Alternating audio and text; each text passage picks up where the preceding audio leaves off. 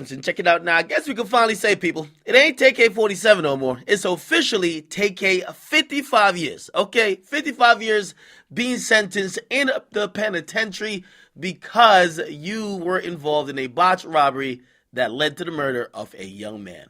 Now, TK has officially been sentenced in his first murder trial, and it ain't looking good. Number one, let's start off with the lights. If you guys don't know, TK, he was found guilty of murder. Found guilty of murder. He actually willingly pled guilty to aggravated robbery, but he said, yo, I was trying to rob the nigga. Didn't mean for him to kill him, and I ain't pulled the trigger, somebody else did. The judge and definitely the jury disagreed, and he got found guilty of murder.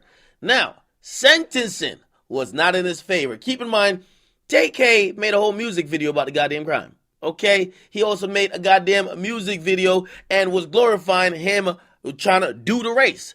Basically, the whole case for the defendant, or actually the prosecutor, was saying, we gotta sentence this nigga to a lot of years to really make an example out of him, because not only did he do the crime, he ain't show no remorse after he did the crime. If anything, he was sticking his middle finger up saying, fuck y'all can't catch me, and then he allegedly went on to kill somebody else. This nigga might be a serial killer. Now, believe me, the tears of course, the victim, the guy who died, like his family showed up to court. Of course, they testified. This is a sentencing hearing. So you want to hear character witnesses or what the family of the deceased feels that TK should get.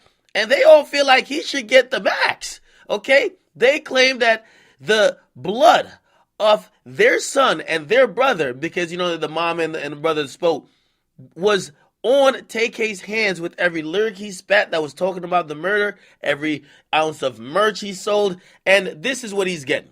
He's getting 55 years in prison. Okay? That's for the murder.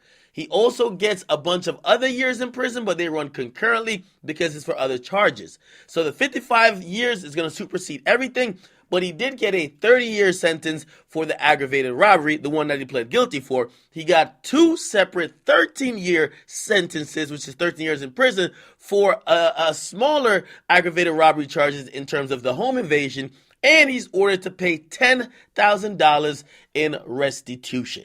Okay? Essentially, TK will not be coming out for a very long time. If you're asking about like his demeanor, he seemed a little bit more composed, as if he was a little bit ready for this. His attorney was really pushing for him to get what like the other defendants got, which one of the other defendants got like about 25 years. However, keep in mind the other defendants took pleas to testify against him.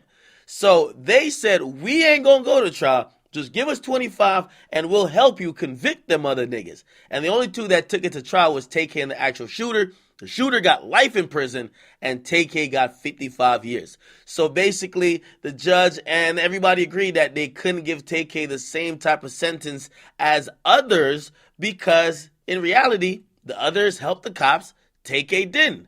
And with everything, including, they even brought up him starting a gang in jail. He allegedly started a gang called the Rugrats in jail.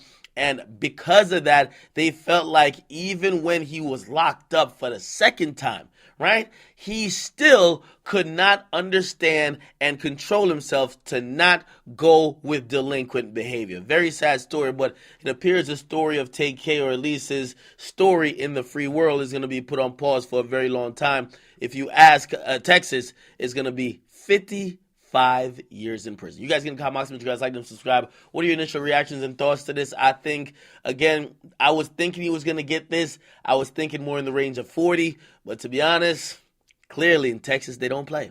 They don't play at all. You can comment, you guys like them, subscribe to Wood's Academics. I'm out.